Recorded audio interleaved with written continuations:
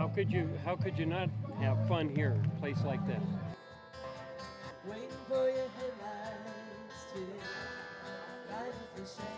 the Heritage Village is Pinellas County Folk Festival. So it's an eclectic group of bluegrass music, country music, folk music, and like the soundscape music that you hear.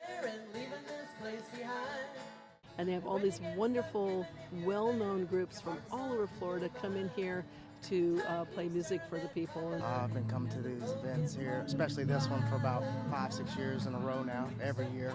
The food's good.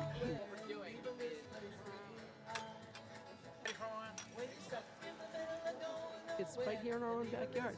Why travel so far away when you can come right here and enjoy it?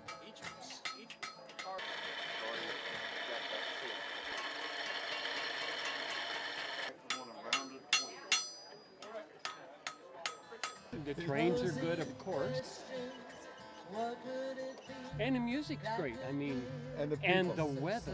Look at this gorgeous weather. I would say come on down. I mean, if you're not coming, you're missing out on a whole lot. And really, the name of this whole thing is fun.